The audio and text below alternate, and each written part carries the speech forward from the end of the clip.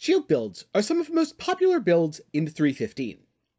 But after you go through all that time and effort to craft a top tier shield, why in the world would you just throw it at your enemies like a complete loser?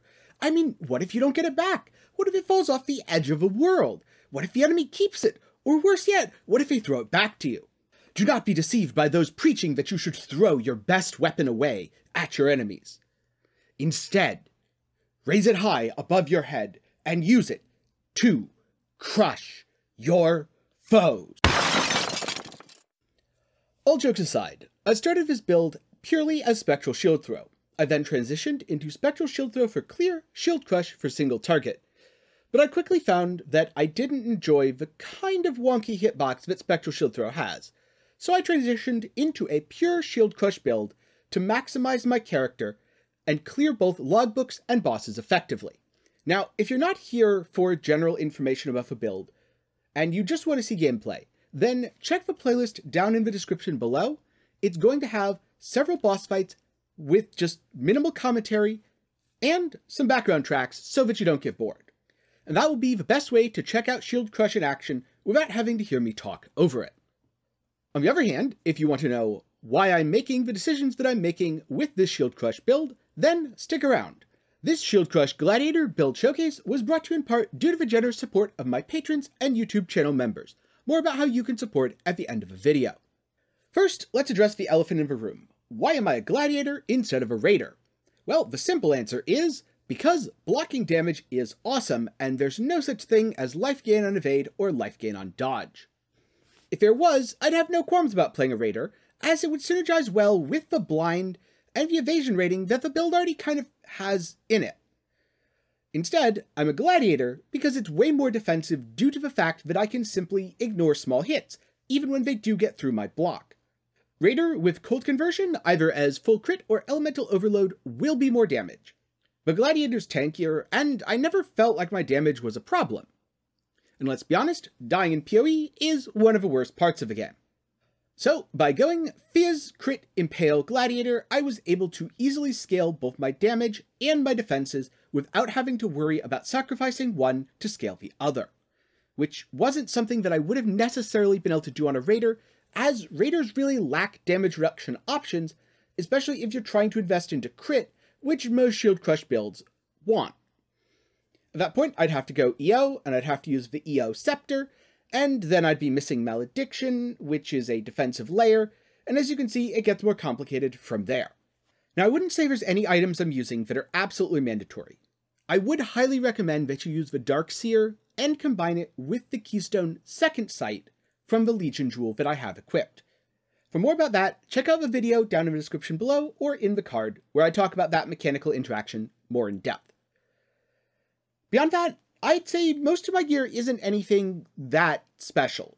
Some of the pieces are quite expensive, things like Elevated Explodey plus Elevated Frenzy Charge. That's kind of just a matter of rolling or buying the bases, elevating them, and Awakener's Orbing them together. Same with the gloves, where it's Elevated Impale, and attack speed forced by faster attacks, Awakener Orb together.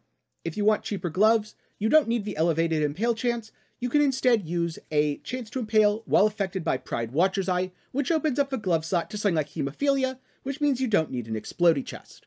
Similarly, the amulet is just 2+1 gem amulets, Awakener Orb together, and then I did Prefixes Can't Be Changed and used a Veiled Chaos to get some extra Chaos res and some Lightning res.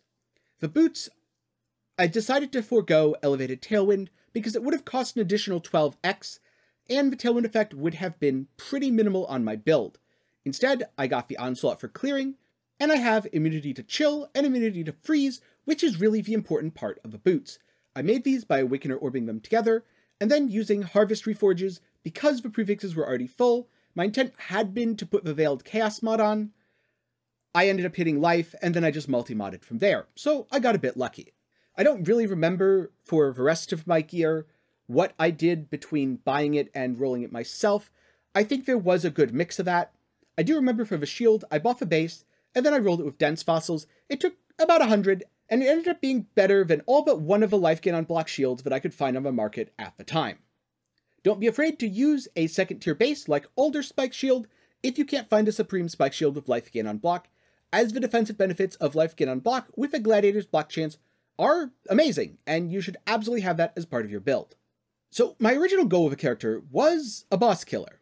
Now I have done several bosses, including a Maven that I did deathless hardcore style without any skips, just actually dodging around and doing the mechanics, which I wasn't the best at dodging because I wasn't great at navigating the beams with shield charge. That's something that I'm just not used to, as in the past I've always used things like Blink Arrow, Dash, Smoke Mine, or Flame Dash. But I did it, and that is a testament to how tanky and resilient this build can be.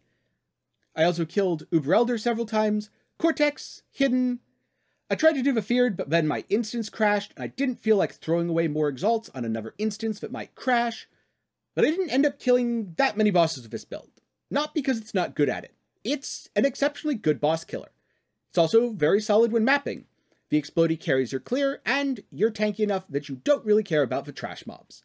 But I have a slight obsession with logbooks, because they're just objectively better than maps. 9 out of 10 scientists agree, and the 10th scientist is clearly just being bribed by the big mapping industry. Luckily, this build crushes them. I've done dozens. In fact, I have a whole live stream of myself chaining logbooks. I can kill bosses, and I can run most mods. The only mods on logbook remnants that I would strongly suggest avoiding: no leech, you'll need a mana flask, and it's just really awkward. Immune to Fizz, because the build literally can't do it. Can't gain flash charges is annoying. I wouldn't do it early in the chain. Later in the chain is fine. Enemies auto crit is really annoying if there's certain bosses. Can be super deadly. Also, not a big deal if taken later in the chain. And enemies cannot be crit is absolutely terrible if you use it with a boss, because this is a crit build. But again, later in the chain, if you're already past the boss, totally fine. The trash mobs don't have enough health for it to really matter. Things like less damage taken, dodge, and block are all okay by themselves, but don't stack them up. If the enemy has 95% chance to block, it's going to be bad. Don't do it. Save yourself the time, and instead only take one of those at most. Now, because I use shield charge, it does get into a few awkward situations, especially in maps with a lot of ground clutter. If instead you don't want to use shield charge, and instead want to use something like Dash, Frostblink, Flame Dash, that's totally fine. Be sure to swap Fortify into your main links, which is something that you should be doing for boss fights anyway. I just used shield charge and didn't run maps that had a lot of ground clutter. Overall, I'm really happy that I went Glad, so that I didn't get mad to stupid and pointless deaths because I didn't recover anything and I got hit a few too many times in a row. I've had a lot of fun with the build, and it surprises me that more people aren't playing Shield Crush. I guess Spectral Shield Throw just has the reputation of being faster, even though once you factor in things like Explodey effects, it's really not all that much faster than playing Shield Crush, and Shield Crush does have superior single target. But I'm never a fan of just going as fast as possible and dying. I much prefer tanky, well-rounded builds that can take a few hits, more like what you tend to see on hardcore. And so I had a ton of fun with Shield Crush.